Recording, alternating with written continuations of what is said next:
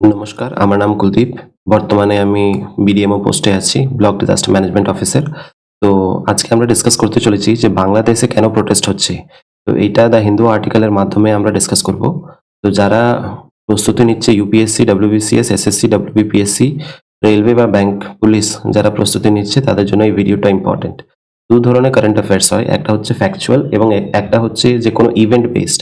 ঠিক আছে, তো এটা হচ্ছে ইভেন্ট বেস, যেটা কি একটা মেজর ইভেন্ট আমাদের প্রতিবেশী দেশে দেশে হচ্ছে এবং হতে পারে সেখান থেকে প্রশ্ন আসতে পারে বাংলাদেশের বিষয়ে। ঠিক আছে, তো এটা হচ্ছে দ্য হিন্দু আর্টিকেল, যেখানে বলা হচ্ছে যে 97 killed, hundreds injured as protest sweep Bangladesh. ঠিক আছে, তো 97 জন এখানে মারা গেছে, তার মধ্যে কিছু জন হচ্ছে পুলিশম্যানও। ঠিক আছে, 97 জনের মধ্যে কিছু জন হচ্ছে পুলিশম্যান যারা এই প্রোটেস্টে মারা গেছে। ঠিক আছে, কি বলা হচ্ছে সেটা দেখে নেব।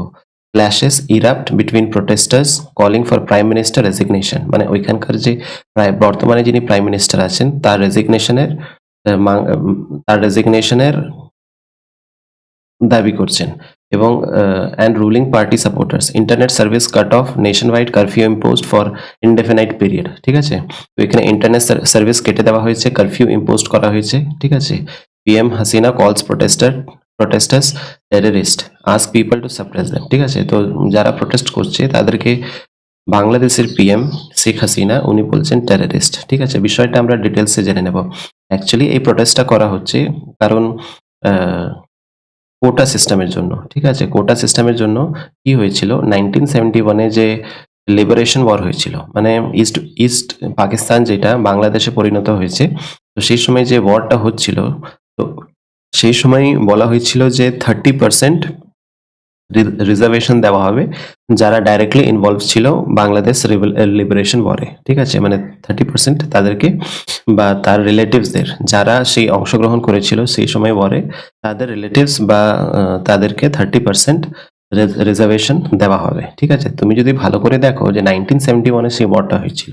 ঠিক আছে, তাদের বয়স বর্তমানে হতে পারে 54 বছর।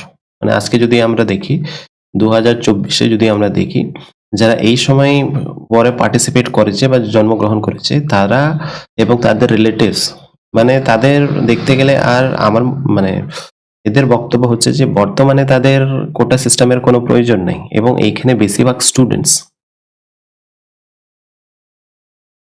ঠিক আছে, স্টুডেন্টসরা প্রোটেস্ট করছে এবং এর জন্যই এতটা প্রতিবাদ। তাহলে আমরা দেখে নেব যে কি বলা হচ্ছে। The fresh round of class erupt days after over 200 people were killed in violent clash। ঠিক আছে, between police and mostly student protesters, মানে পুলিশ আর স্টুডেন্টদের মধ্যে এই প্রোটেস্টটা আরম্ভ হয়েছে ফ্রেশলি, মানে এর আগেও হয়েছে, এটা আরো মানে ভয়ঙ্কর ভাবে হচ্ছে আর কি। ঠিক আছে, demanding an end to the controversial quota system that reserved 30% of government jobs for relatives of veterans who fought in Bangladesh war of independence 1971। মানে যেটা বললাম আর কি, 30% রিজার্ভেশন কাদেরকে দেওয়া হচ্ছে, যারা সেই সময় সেই বাংলাদেশ যে ইন্ডিপেন্ডেন্স ওয়ার ছিল 1971-এ, মানে লিবারেশন ওয়ার, তার মধ্যে যারা লড়েছিল তাদেরকে 30% রিজার্ভেশন দেওয়া হচ্ছে। এই রিজার্ভেশনটা এন্ড করার জন্য এই প্রোটেস্টটা। এরপরে দেখে নেব যে এক্সামের পয়েন্ট অফ ভিউ থেকে কি কি জিনিস ইম্পর্টেন্ট হতে পারে বা ইন্ডিয়া বাংলাদেশের রিলেশন কি রকম।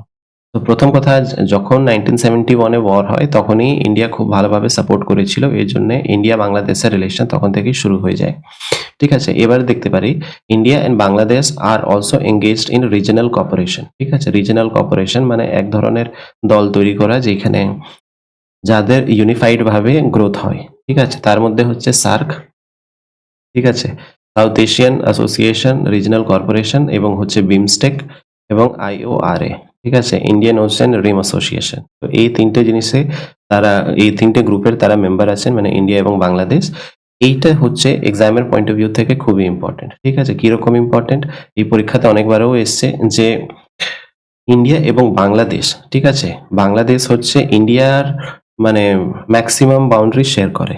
মানে যদি আমরা বাংলাদেশ ইন্ডিয়ার প্রতিবেশী যদি আমরা দেখতে চাই, তাহলে প্রশ্ন আসতেই পারে যে কোন neighbouring country share longest border with India. ঠিক আছে, তো এইটা হচ্ছে বাংলাদেশ এবং অনেক পরীক্ষাতে এসছেও এই প্রশ্নটা।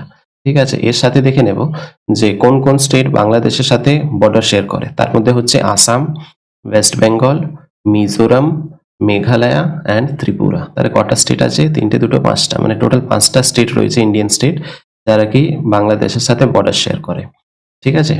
তো আশা করি বোঝা গেছে। এটা হচ্ছে আমার প্রোফাইল। এই কটা এক্সাম আমি ক্লিয়ার করেছি এতদিনে। ঠিক আছে? তো যারা বাংলা মাধ্যমে প্রস্তুতি নিচ্ছে দ্য হিন্দু আর্টিকেল, তাদের জন্য আমরা নিয়ে আসতে চলেছি। এবং যদি চ্যানেলে নতুন হও তাহলে সাবস্ক্রাইব করে নিয়ে যুক্ত হতে পারো আমাদের সাথে।